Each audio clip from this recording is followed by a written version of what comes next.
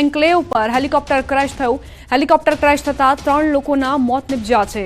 2 માસ પહેલા પણ સમુદ્રમાં કોસ્ટગાર્ડનું હેલિકોપ્ટર ક્રેશ થયું હતું। વધુ એક વખત આ દુર્ઘટના બની છે, જેમાં 3 લોકોના મોત નિપજ્યા છે।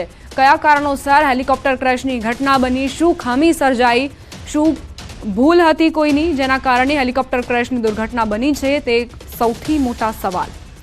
કોસ્ટગાર્ડ એરપોર્ટ પર આ ઘટના બની। કોસ્ટગાર્ડના એર એન્કલેવ પર હેલિકોપ્ટર ક્રેશ થતાં જ અફરાતફરીનો માહોલ સર્જાયો। જો કે 3 વ્યક્તિના મોતના સમાચાર પ્રાપ્ત થયા છે। 2 માસ પહેલા પણ સમુદ્રમાં એક કોસ્ટગાર્ડનું હેલિકોપ્ટર ક્રેશ થયું હતું અને હવે વધુ એક વખત હેલિકોપ્ટર ક્રેશની ઘટના બની છે। જો કે આ વખતે કોસ્ટગાર્ડ એરપોર્ટ પર આ દુર્ઘટના બની। તો હેલિકોપ્ટરની દુર્દશા જુઓ। ક્રેશ થયા બાદ આસપાસના વિસ્તારમાં પણ ધુમાડા જોવા મળતા હતા। 3 લોકોના મોત નિપજ્યા છે। કયા કારણોસર આ દુર્ઘટના બની છે, કોણ વ્યક્તિ હાજર હતા તેને લઈને કોઈ જાણકારી નથી પ્રાપ્ત થઈ। કોસ્ટગાર્ડના જ કર્મચારીઓ હતા, કોઈ અધિકારીઓની હાજરી હતી આ પ્લેન ક્રેશમાં, કે પછી પાયલોટની કોઈ ભૂલના કારણે આ દુર્ઘટના બની અથવા તો ટેકનિકલ ખામી સર્જાઈ? ઘણા બધા સવાલો છે, પરંતુ પ્રાથમિક જાણકારી એ કે હેલિકોપ્ટર ક્રેશ થતાં જ 3 લોકોના મોત નિપજ્યા છે। એ 3 વ્યક્તિ જેમને શું જાણકારી નહોતી કે ટેકનિકલ ખામી સર્જાઈ છે, કે તેમણે પ્રયત્ન કર્યો હતો પોતાના જીવને બચાવવાનો, તેમ છતાં પણ તેઓ નિષ્ફળ રહ્યા છે। આ તમામ સવાલોના જવાબ જાણકારી કોસ્ટગાર્ડ તરફથી આપવામાં આવે ત્યારે જ ખબર પડી શકશે। પોરબંદર કોસ્ટગાર્ડ એરપોર્ટ પર આ દુર્ઘટના બની। એરપોર્ટ પર જ હેલિકોપ્ટર ક્રેશ થતાં જ અફરાતફરીનો માહોલ સર્જાયો। પાણીનો મારો ચલાવવામાં આવી રહ્યો છે। હેલિકોપ્ટર દુર્ઘટના બાદ અંદર જે 3 વ્યક્તિ હાજર હતા તેમને પણ બહાર કાઢવામાં આવશે। તેમના મૃતદેહનું પોસ્ટમોર્ટમ કરવામાં આવશે, ત્યારબાદ વિગતો ખુલશે। સંવાદદાતા પ્રતિશ જોડાઈ ગયા છે વધુ જાણકારી સાથે। પ્રતિશ, કઈ રીતે આ દુર્ઘટના બની, શું જાણકારી તમારી પાસે?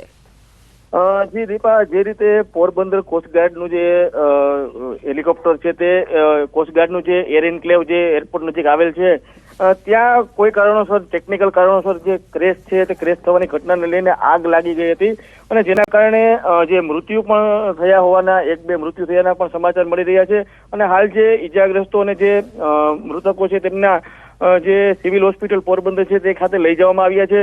2 માસ પહેલા પણ દીપા આવી ઘટના બની હતી કે દરિયામાં જ્યારે રેસ્ક્યુ સહિતની કામગીરી કરવામાં આવી હતી ત્યારે પણ હેલિકોપ્ટર જે ક્રેશ થયું હતું અને 3 જવાનો છે તેના મૃત્યુ થયા હતા।